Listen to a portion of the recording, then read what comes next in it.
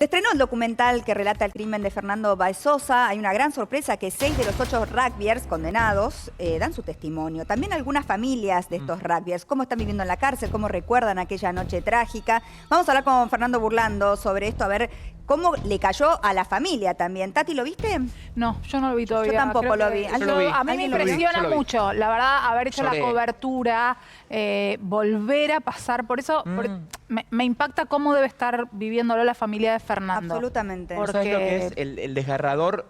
Cuando Graciela habla frente a cámara y cuenta, es el momento cuando se entera y lo que le dice la persona que le hace reconocer el cuerpo y le dice no lo abraces. Y le dice que le da un beso. La verdad, a mí se me pone la piel de gallina y te entiendo que... No lo abraces por las pericias. Que no lo abraces por las pericias y lo que cuenta ella es que le da un beso. En la frente. Y el final del primer capítulo empiezan a hablar los familiares de los rugbyers y es ahí donde se te hiela la piel. Porque es el gancho para que después hablen los 6 que están presos. Vamos a ver un compacto de lo que dicen estos 6 de los 8 rugbyers condenados. Adelante. Malas no suceden.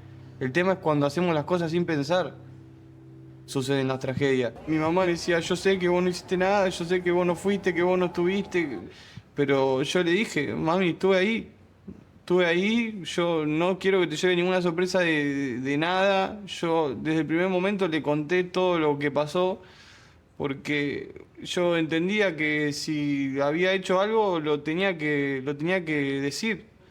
Se interpretó, creo yo, que era como que querían que estábamos escondiendo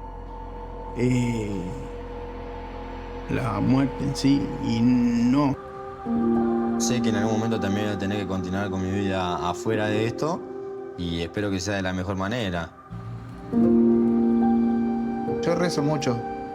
Uno, obvio, después de todo lo que pasa, de lo que vive, de lo que se vive acá adentro también, yo siento que madura muy rápido. ¿Estoy arrepentido de lo que pasó? 100%. Y me voy a arrepentir siempre. Sin intención de haberlo causado, pero arrepentido al fin y al cabo. Que en realidad estamos todos equivocados. Porque en realidad hacerse valer es ser respetuoso, no encontrar el conflicto e irse. Porque uno nunca sabe dónde puede terminar. Es fuerte y es polémico, ¿no? Ver a los condenados hablando, arrepentirse en un punto, pero de algo que ya no tiene solución, ¿no? ¿Genera cierta empatía? Porque eso no sé si estaría bueno, que genere empatía con los condenados. No, te pregunto porque no lo vi al documental. A mí no me pasó empatía, sí me da mucho...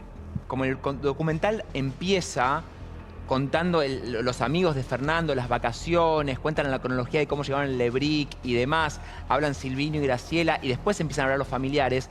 Vos ves todo el pre y te das cuenta que ellos no tuvieron ningún tipo de piedad frente a Fernando a la hora de darle el golpe final. Al hablar ellos, el efecto los humaniza. Buscar una cierta empatía. Exactamente. A mí no me generó eso, perdón. No te generó, bueno, mejor. A mí no me generó empatía, pero me generó tristeza.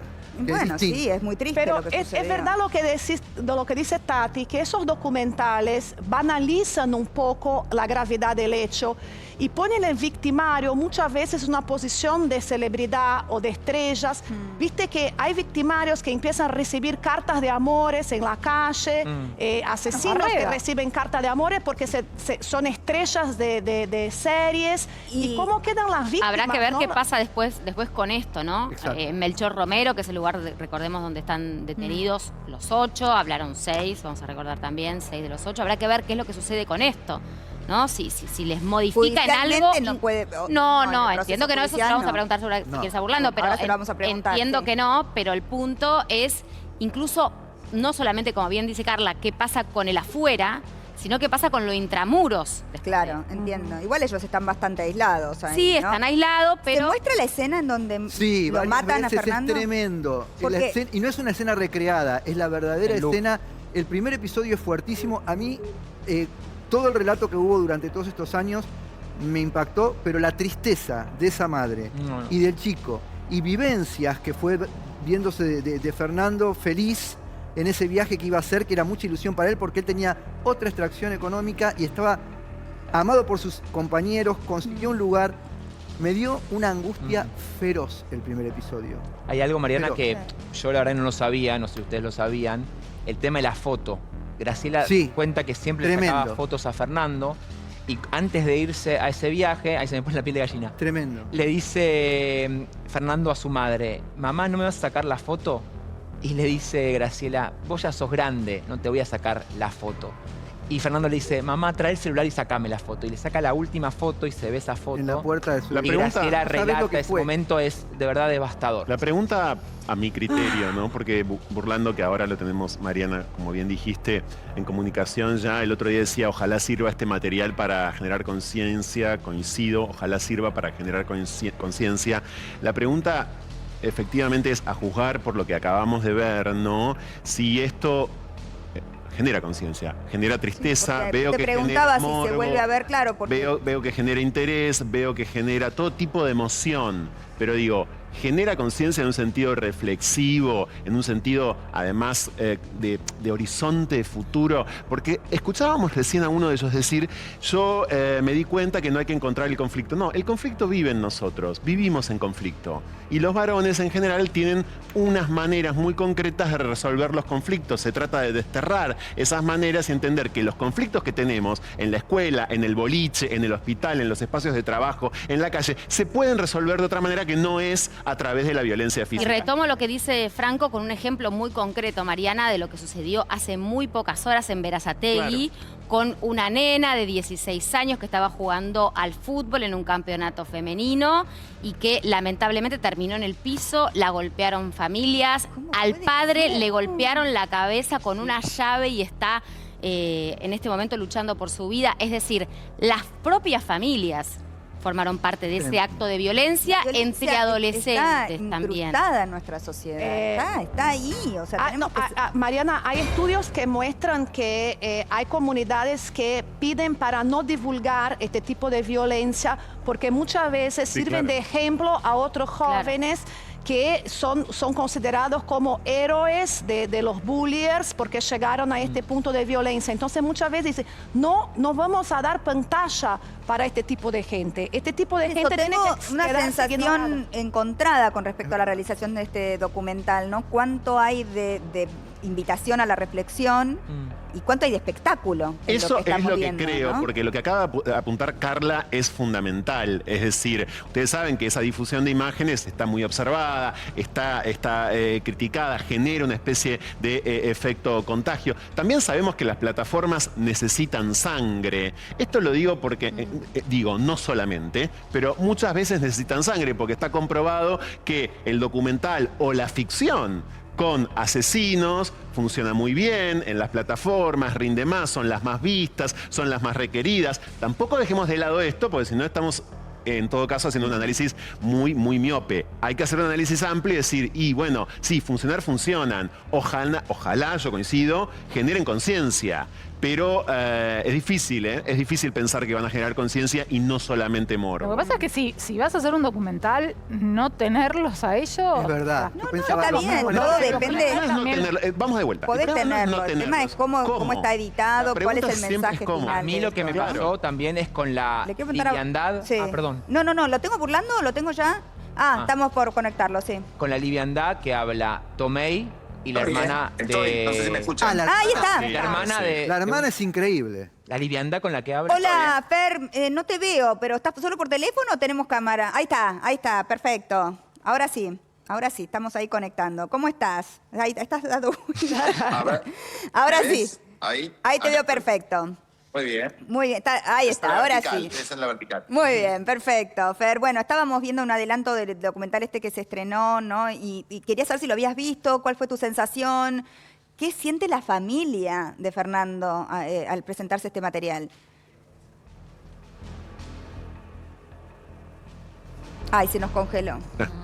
Hay mala señal, sí, quedó congelado. Ahora vamos a tratar de reconectar. Hay partes del juicio, Mariana, y retomo esto, el abogado de los rugbyers, de los 8, Hugo Tomei, habla con una frialdad que la verdad me sorprende, y también la hermana de Pertossi. La hermana es increíble. La hermana de Pertossi también fue abogada que ayudó a Tomei en el tema de la defensa.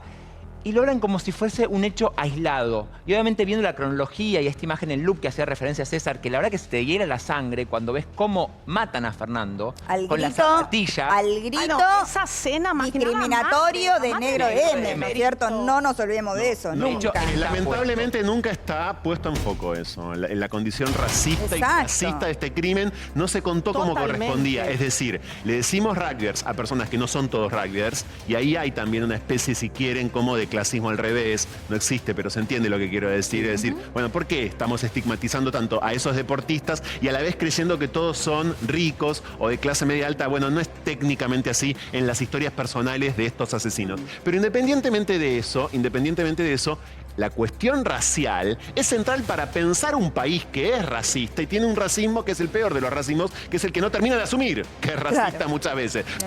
Porque, perdón, acá tenemos a alguien de un país que se sabe efectivamente muy racista y que combate el racismo como puede, que es Brasil, pero que se reconoce como país racista siempre, y la buena parte de la sociedad se reconoce como racista. Argentina tiene vestigios de racismo o mucho racismo y no lo termina de poder trabajar y metabolizar. Y este crimen debería servir justamente también para construir conciencia sobre el racismo, porque a Fernando, por ser hijo de quienes era hijo, por ser de clase media trabajadora, ser hijo de un encargado de un edificio, se le dijo por parte de estos pibes que no son hijos de multimillonarios. Fíjense cómo funciona el clasismo, porque no son hijos de multimillonarios. No, es el aspiracional, es el aspiracional. Claro, pero fíjense, ¿no? ¿Sabés lo que ves la serie? Son todos clase media. Por eso lo digo. La cantidad de alcohol que habían ingerido, ¿no? Y esta, bueno... Venían tomando desde las 4 de la tarde. Mariana, y que además el padre de Máximo Tonsem lo dice acá en el documental, que ellos ya sabían que ellos habían participado de otras peleas. A mí la única persona que me generó un poco de empatía es la hermana de la madre de Blas Tinali. Por cómo cuenta la situación, obviamente por entender cómo es un familiar frente a un familiar que no es responsable de lo que hace su hijo, ¿no? O sea, no. Pero Emilia Pertossi, y la quiero nombrar, que es la hermana, dice, ella tiene a dos hermanos detenidos y también a un primo. Sí. La verdad a Luciano y a Ciro. A Luciano y a Ciro. Emilia fue quien es la ahijada legal de Hugo Tomei, quien ayudaba, quien estuvo en los alegatos y demás. A mí me sorprende la liviandad de los abogados. Porque de verdad, a ver, vos ves a un padre, a Silvino, y ves a Graciela, el sufrimiento frente a un hijo. Seguramente los viste en la sala, los viste mientras todos hablaban y declaraban. Ver la liviandad con la que hablan los abogados, de verdad me sorprende y mucho. Y sobre todo familiar, siendo familiar. Tenemos un extracto del documental que es el momento en donde Graciela habla justo antes de los alegatos en el juicio. Miren. Bueno, buenos días para todos. La verdad que nunca pensé que estaría en este lugar. Siempre pensé que algún día mi hijo se recibiría y que estaría viendo cómo él defendía a la gente, pero nunca pensé estar presenciando el asesinato de mi hijo. Me costó muchísimo estar en este lugar, que cargamos la valija para venir en este pueblo de Dolores, porque nunca me atreví a mirar los videos. Y acá lo vi reiteradas veces y miles de veces, digamos, como palabra. Me costó horrores ver la forma como asesinaron a mi hijo. Es una angustia impresionante que nunca podré olvidar cuando mi hijo levantaba su mano implorando piedad mientras le seguía dando patadas tras patadas, y tenía esa sensación como madre de tirarme sobre él, de poder ayudarlo para que esas patadas fueran para mí, porque yo daría la vida por mi hijo, un chico bueno, decente, que nunca creyó en la maldad, porque antes de irse yo le decía a mi hijo: cuídate mucho, Fer, cuando hay pelea trata de huir, trata de buscar a alguien para que te ayude. Y siempre me decía: no creo en la maldad, yo solo pido justicia por mi hijo, quiero que paguen lo que le hicieron, no le tuvieron piedad para nada, solo deseo justicia y muchas gracias. Gracias a usted, señora. Tomen asiento. Muchas gracias. Desgarrador. Es terrible. Desgarrador. Esa madre, no, qué bien habló, ¿no? Y lo que dice de de la escena. Por eso yo preguntaba si la escena está en el documental. Lo que le pasó a ella viendo esa escena no es desgarrador. Que había intentado además no verla y que por supuesto el proceso judicial la somete a una especie de revictimización en este sentido porque tuvo que verla durante el juicio esa escena muchas veces. Este crimen, digo, para la historia del asesinato de Fernando ha sido clave que existan tantas imágenes porque en otros casos no tenemos tantas imágenes más allá de que hoy cualquiera en general filma. Pruebas. Pero aquí han sido decisivas. Es verdad lo de la mano pidiendo piedad, ¿no? Ay, no. Y vos sabés, Mariana, que hay algo que me llamó la atención de hablan los oficiales de policía que estuvieron y que detuvieron esa noche a los rugbyers. Y lo que me llamó la atención es que lo que dice un oficial, no recuerdo el nombre, pero que está en el documental y habla en primera persona, dice que cuando los detienen, ellos hacen los desentendidos. Claro. Absolutamente. Y hablaban con una frialdad de lo que había sucedido. Sabiendo que ya lo habían matado. Acordate porque lo mandaron en el mensaje. Sí, el caducó, ¿no? Esa Caducó, palabra. Y la frialdad de uno acusando a una persona que no estaba ahí porque tenían el latiguillo de que cada cosa que pasaba en Campana era ese chico, que no me acuerdo el nombre. Zárate, sí. Bueno, Pablo Ventura, que fue el perejil, ¿se acuerdan? En el medio de la situación de haber matado a una persona. Exactamente. Y hay una omisión, Mariana, en el documental que llama mucho la atención, que fue de algún modo motivo de conversación en Twitter, que es la de Virginia Pérez Antonelli, que es la joven que en ese momento tenía 17 años y es la primera que asiste a Fernando con RCP. Sí. Bien digo. Sí, siempre dudo a la hora de citar esa técnica. No está. La producción la omitió, no hay ninguna razón hasta donde yo he podido investigar misteriosa detrás de la omisión. Después también le practicó RCP un oficial de la policía, pero la primera que se acerca porque lo ve tirado es Virginia, que hoy por supuesto es más grande, sabía practicar RCP. Un tuitero dice, ¿por qué no está Virginia? Recuerdo muy bien esta historia, debería estar, y ella responde en Twitter, dice, no estoy, la verdad me hubiera encantado estar, no me convocaron. Raro. Rarísimo. Raro porque ha sido una protagonista en el juicio, además, importantísima. Nosotros ya estábamos condenados antes, dijo en el documental Ciro Pertossi. Como dando a entender... Que la opinión pública, ¿no? Tuvo que ver con esa condena. Lo digo como no el cierre de hecho todo en sí esto que estamos mencionando, ¿no? Lo que bien señalaba Franco. Ahí también. Yo sé que enoja esto que estoy diciendo. Pero hay un punto en donde la presión pública y mediática... pero si no, ¿qué condena hubiera sido? Y tal vez no eran condenados. Tal vez no eran todos condenados. Bueno, pero entonces, bienvenida a la presión. Ahora está bien, ¿no? Bienvenida a la opinión pública. Sí. Pero tiene un punto en lo que dice. Y ahí tenemos que reflexionar todos en ese sentido. Pero es que ¿cómo no hablar de esto? ¿Cómo no condenar esto?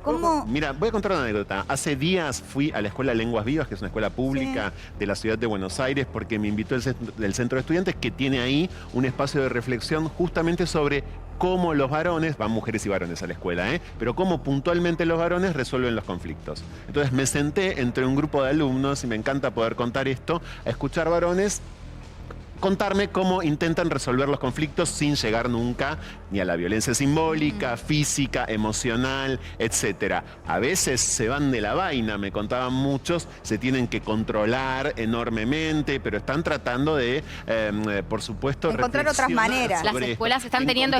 Y se habló mucho, por supuesto, sobre Baez Sosa desde ya, porque son chicos que hoy están en quinto año. Pero algo cambió, esa es la pregunta, ¿no? A partir de este caso que ha sido bisagra, ¿no? Cada vez hay más casos de peleas el otro día callejeras. con Burlando. Esto va a empezar la temporada y lamentablemente vamos a ver las mismas situaciones a la salida de los boliches en la costa. Es tremendo. Parte del plan de los chicos es ir a agarrarse a trompadas. Terrible.